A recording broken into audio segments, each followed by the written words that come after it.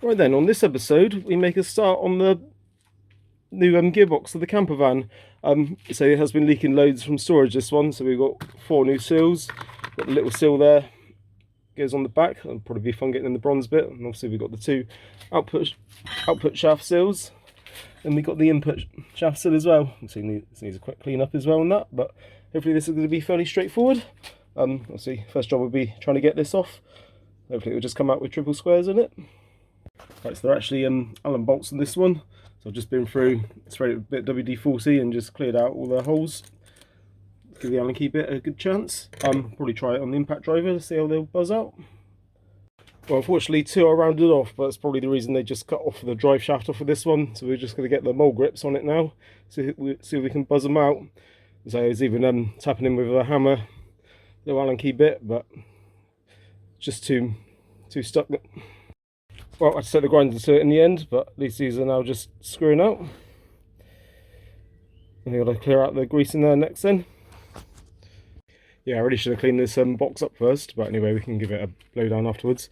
So now I've got to remove this plastic cap in here very carefully. That says if I do nick it though, it's me putting a wipe of RTV on it. But I've got my little pick tools. I'll try. It might be easier to go with a screwdriver. Oh, that actually worked quite well with the pick tool. Let's just manage to jab it into the side there and pull it out, so we'll be able to reuse them now. Right, it just seems like a little circlip in there, or C-clip. Just see if I can get it off. I don't know if I'll be able to do it on camera.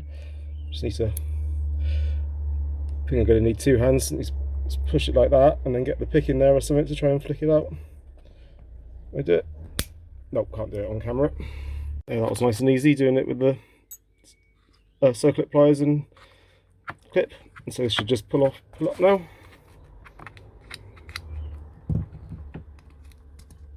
Probably just need to lever it up with a screwdriver.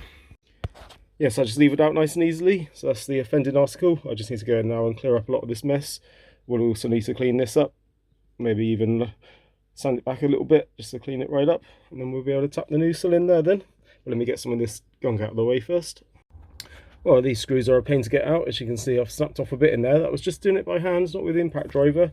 And yeah, I did round out that one with the impact driver, but I have to see what I can do there. Well, I had to go extreme there and drill out those screws because just everything was just breaking that I was trying. And obviously it's just holding up the job too much. But anyway, we got to the seal now. So we can flip that one out and look at pressing the new one in. Just need to see the distance. So he's just about, well, I say do it about flush, I expect, with the new seal. Should be ideal. Right, so just put a screw in the seal with a claw hammer on it, and it just pulls just straight out like that. Look, lovely jubbly. So it wouldn't lever out as it was in there very tightly, but it came out really easy then with the claw hammer. And the new seal now, I did just oil up the outside of it to help it slip into place. I just need to find a socket now that will go over that. So I've just found this 50mm socket. I'll just tap it around evenly. So it appears this seal goes in all the way, as we've now got the same height as it was before. It's just sitting like probably a mil up from there. So I was just tapping it around. You can see on top of the socket, just tapping it side to side and round, get it in nice and straight, and that's what we're looking for. I've just got to work out now what I'm going to do with plastic cover that goes on there. So I could just RCV it on, but I don't think I've got any left over at the moment, but we'll see. I'll think of something. Oh, this is a nightmare. So I've drilled and tapped this one back out. I'm just trying to tap this one out, which really is my decent tap and die set. I've lost it, but I refused to buy another one because it was quite an expensive set. So just stuck with all this bloody rubbish that you get given and buy on Amazon. Yeah. Anyway, we've got one of them taps out. I'll keep plugging away. Right, I've also only getting one bolt back on there because it's nice and tight. So now I'm going to clear up this one now.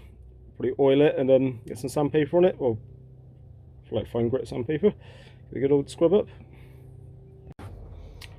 Well, it looks awful, but it feels nice and smooth all the way around. So I just was running sandpaper, like twisting it into sandpaper on my hand. So that all feels smooth. It's just probably rust staining. Hopefully it will seal anyway. We'll get right. So I greased up that and popped it back in. I've got the circlip in. I should do it with 2 of the picks. So trick with these is once they're in, just make sure you can spin them, so you know they're in the groove all the way around then. Right, so I'm onto the seal that goes back on there. So it's just in like a bronze ring, and that just taps right off. So I'm just trying to get out this seal now. I'm just hitting it with a heat gun, see if that will help, because it's As you can imagine, it's in there very tightly.